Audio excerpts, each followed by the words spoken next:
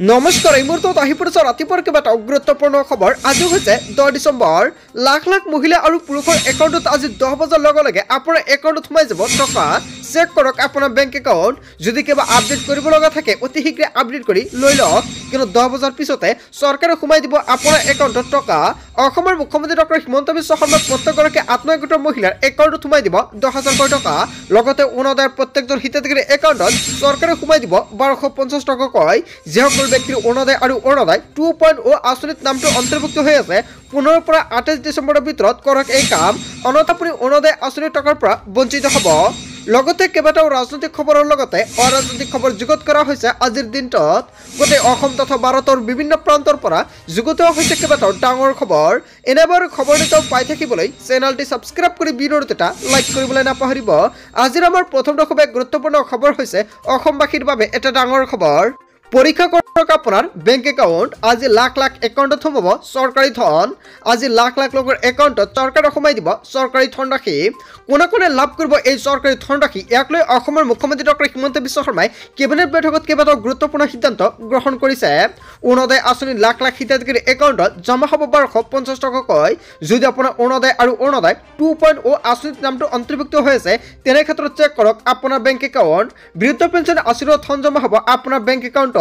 বিধৱা পেঞ্চন আঁচনিৰ ধন জমা হ'ব আপোনাৰ একাউণ্টত। প্ৰতি মাহৰ 10 তাৰিখে হিতাধিকাৰীৰ একাউণ্টত ধন সমৰ্থন নিশ্চিত কৰিছে চৰকাৰে। আৰু আজি লাখ লাখ লোকৰ একাউণ্টত চৰকাৰে সোমাই দিব টকা। অসমৰ মুখ্যমন্ত্ৰী ডক্টৰ হিমন্ত বিশ্ব শৰ্মাই অৰুণোদয় আঁচনিক লৈ আৰু কেইবাটাও গুৰুত্বপূৰ্ণ সিদ্ধান্ত গ্ৰহণ কৰিছে। যিসকল মহিলাই আজি অৰুণোদয় আঁচনিৰ টকা নাপাব সেইসকল ব্যক্তিৰ 15 পৰা 18 ডিচেম্বৰৰ ভিতৰত কৰিব লাগিব এটা গুৰুত্বপূৰ্ণ কাম। আৰু আপুনি কি কি কৰিব লাগিব সম্পূৰ্ণকৈ জানিব পাৰিব ভিডিঅ'টোৰ জৰিয়তে। তাৰ পিছত অসমবাসী ৰাজুক জনাইছো আমাৰ পৰৱৰ্তী খুব গুৰুত্বপূৰ্ণ খবৰ, লগতে এটা ডাঙৰ খবৰ। আজি যদি আপুনি অৰুণোদয় আঁচনিৰ টকা নাপায় তেনে ক্ষেত্ৰত আপোনাৰ কি কি কাম কৰিব লাগিব। অৰুণোদয় আঁচনিক লৈ অসমৰ মুখ্যমন্ত্ৰী ডক্টৰ হিমন্ত বিশ্ব শৰ্মাৰ বৃহৎ ঘোষণা। 15 পৰা 28 ডিচেম্বৰৰ ভিতৰত কৰক এই কাম, অন্যথা আপুনি অৰুণোদয় আঁচনিৰ টকা নাপাব। যদি আজি আপুনি অৰুণোদয় আঁচনিৰ টকা নাপায় ভিডিঅ'টো সম্পূৰ্ণকৈ চাই লওক, কিয়নো আপোনাৰ কৰিব লাগিব বিশেষ গুৰুত্বপূৰ্ণ কাম। অৰুণোদয় আঁচনিক লৈ অসমৰ মুখ্যমন্ত্ৰী ডক্টৰ হিমন্ত বিশ্ব শৰ্মাই কেবিনেট বৈঠকত কেইবাটাও গুৰুত্বপূৰ্ণ সিদ্ধান্ত গ্ৰহণ কৰিছে জনসাধাৰণৰ বাবে।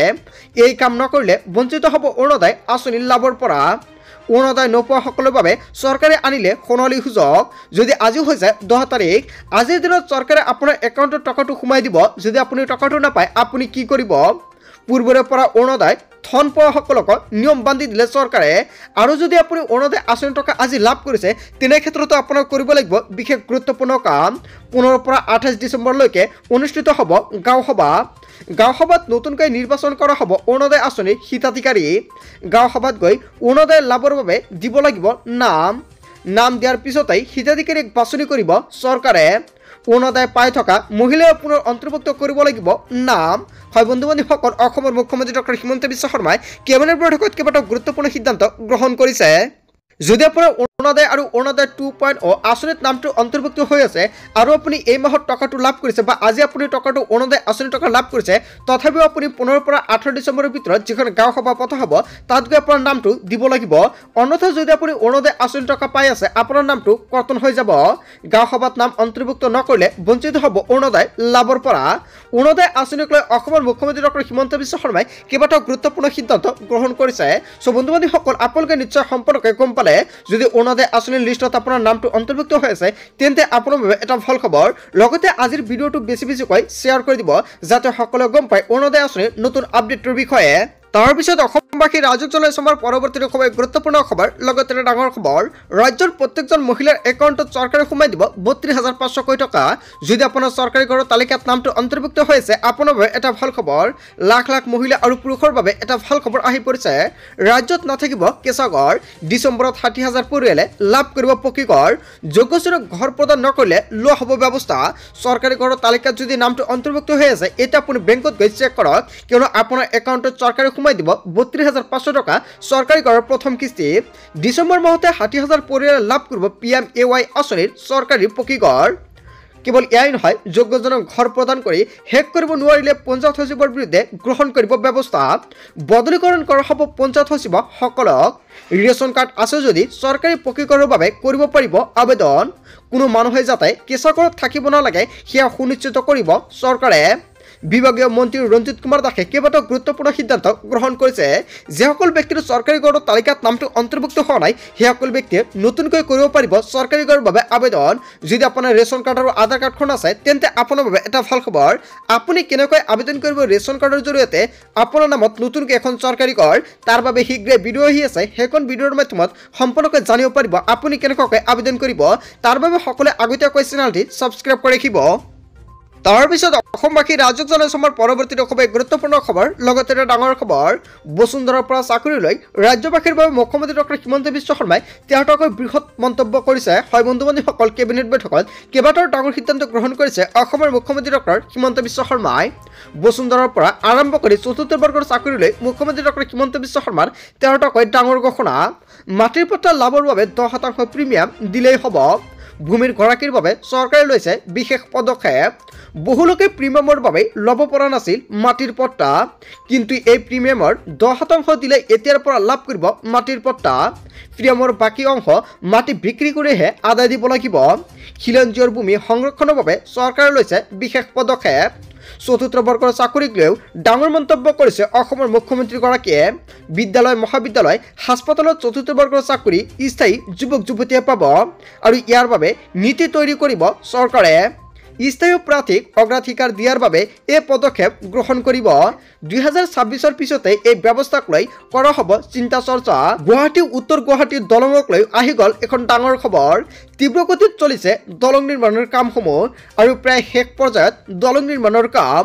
আগন্তুক 4 পৰা 6 মাহৰ ভিতৰত সম্পূৰ্ণ হ'ব নিৰ্মাণৰ কামসমূহ আৰু জুলাই মাহলৈকে শেষ হ'ব নিৰ্মাণৰ কাম। দুৰ্গা পূজাৰ সময়ত প্ৰধানমন্ত্ৰীৰ উপস্থিতিত উদ্বোধন কৰা হ'ব এই দলং আৰু এই নতুন দলঙত থাকিব টোল কৰ আৰু টোল কৰৰ লগতে কেইবাটাও গুৰুত্বপূৰ্ণ সিদ্ধান্ত গ্ৰহণ কৰিছে চৰকাৰে। ট্ৰাক আৰু নৈশ দলঙেৰে আহিলে দিব লাগিব টোল কৰ। বসুন্ধৰাৰ পৰা আৰম্ভ কৰি চতুৰ্থ বৰ্গৰ চাকৰিলৈ অসমৰ মুখ্যমন্ত্ৰী ডক্টৰ হিমন্ত বিশ্ব শৰ্মাই তেখেতকৈ ডাঙৰ মন্তব্য কৰিছে। তাৰ পিছত অসমবাসী ৰাজক জনাইছে আমাৰ পৰৱৰ্তী খুবেই গুৰুত্বপূৰ্ণ খবৰ। লগতে এটা ডাঙৰ খবৰ, দেশৰ ভিতৰত থকা পাকিস্তানী সমৰ্থকক হুংকাৰ দিলে অসমৰ মুখ্যমন্ত্ৰী ডক্টৰ হিমন্ত বিশ্ব শৰ্মাই সংবাদমেলযোগে কেইবাটাও ডাঙৰ মন্তব্য কৰিছে। দেশৰ ভিতৰত থকা পাকিস্তানী সমৰ্থকক হুংকাৰ মুখ্যমন্ত্ৰীগৰাকীৰ। পাকিস্তান তথা পাকিস্তান ক্ৰিকেট দলৰ সমৰ্থকৰ অন্ধ অনুকৰণ আমি বন্ধ কৰিব লাগে।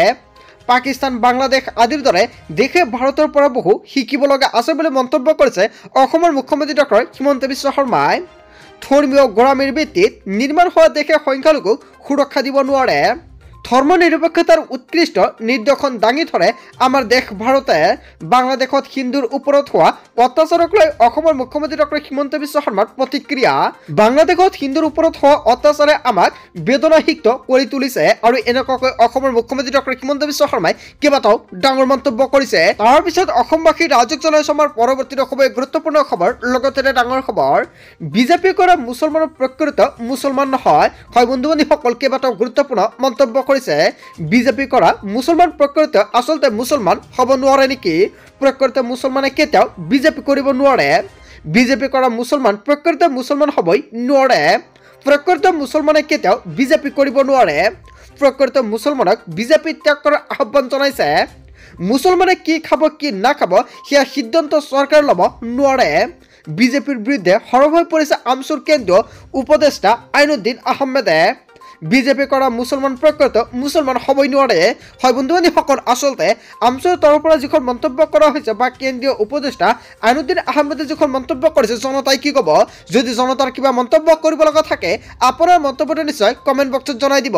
তাৰপিছত অসমবাসী ৰাজক জনাইছে আমাৰ পৰৱৰ্তী খুবেই গুৰুত্বপূৰ্ণ খবৰ। লগতে এটা ডাঙৰ খবৰ, কম দামত দুচকীয়া বাহন লাগে নেকি আপোনাক? তেন্তে আপোনাৰ বাবে এটা ভাল খবৰ। নিলামৰ বাবে সাজু হৈছে শতাধিক বাহন। কম দামত লাগে নেকি আপোনাক দুচকীয়া বাহন? কম মূল্যত লাভ কৰিব আপোনাৰ পচন্দৰ দুচকীয়া বাহনখন। গৰাকীবিহীন আৰু জব্দকৃত বাহন নিলাম কৰা হৈছে। 177খন দুচকীয়া বাহনৰ নিলাম ৰাজ্যৰ বাবে। নিলামৰ বাবে ধাৰ্য কৰা হৈছে বাইকসমূহৰ ন্যূনতম মূল্য 1000 টকা। 10 ডিচেম্বৰৰ দিনা 1 বজাৰ পৰা মুকলি হ'ব নিলাম। 12 ডিচেম্বৰ পৰ্যন্ত চলিব এই নিলাম কাৰ্যসূচী। স্কুটিৰ পৰা বুলেটলৈকে কম মূল্যত ক্ৰয় কৰিব পাৰিব বাহন। গোলাঘাট জিলা ন্যায়াধীশৰ অনুমতি সাপেক্ষে ৰেহাই মূল্যত বিক্ৰী কৰা হৈছে এই বাহনসমূহ। হয় বন্ধু বান্ধৱীসকল, যদি আপোনাৰ দুচকীয়া বাহনৰ প্ৰয়োজন হৈছে তেন্তে আপোনাৰ বাবে এটা ভাল খবৰ, কিয়নো আপুনি ক্ৰয় কৰিব পাৰিব। তাৰ পিছত অসমবাসী ৰাজক জনাইছোঁ আমাৰ পৰৱৰ্তীটো খুবেই গুৰুত্বপূৰ্ণ খবৰ। লগতে এটা ডাঙৰ খবৰ, আপুনি ৰেচন কাৰ্ড পোৱা নাই নেকি? নতুনকৈ 20 লাখ পৰিয়ালক দিয়া হ'ব ৰেচন কাৰ্ড। ৰেচন কাৰ্ডক লৈ পুনৰ অসমৰ মুখ্যমন্ত্ৰী ডক্টৰ হিমন্ত বিশ্ব শৰ্মাই কেইবাটাও ডাঙৰ মন্তব্য কৰিছে। নতুনকৈ আৰু 20 লাখ পৰিয়ালক দিয়া হ'ব ৰেচন কাৰ্ডৰ সুবিধা। ৰেচন কাৰ্ড নোপোৱাকৈ কোনো যোগ্য পৰিয়াল নাথাকিব। সকলো যোগ্য পৰিয়ালে লাভ কৰিব ৰেচন কাৰ্ড। ৰেচন কাৰ্ডৰ সৈতে আধাৰ কাৰ্ড লিংক কৰাৰ পিছতেই ধৰা পৰিছে বহু ভুৱা ৰেচন কাৰ্ডৰ হিতাধিকাৰী। ইতিমধ্যে প্ৰায় 12 লাখ পৰিয়ালে ঘূৰাই দিছে নিজৰ নিজৰ ৰেচন কাৰ্ডসমূহ। 50 লাখতকৈ অধিক ভুৱা ৰেচন কাৰ্ড আছিল বুলি মন্তব্য কৰিছে চৰকাৰে, আৰু এই পৰ্যন্ত 62 লাখ লোকক দিয়া হৈছে নতুন ৰেচন কাৰ্ড। ৰেচন কাৰ্ড লাভ কৰা প্ৰতিটো পৰিয়ালে লাভ কৰিব অৰুণোদয় আঁচনিৰ সুবিধা। মন্ত্ৰী ৰঞ্জিত কুমাৰ দাসে কেইবাটাও ডাঙৰ মন্তব্য কৰিছে। বন্ধু বান্ধৱীসকল, গোটেই অসম তথা ভাৰতৰ বিভিন্ন প্ৰান্তৰ পৰা যুগুত হৈছে কেইবাটাও ডাঙৰ খবৰ। এনেবোৰ খবৰ নিতৌ পাই থাকিবলৈ চেনেলটি ছাবস্ক্ৰাইব কৰি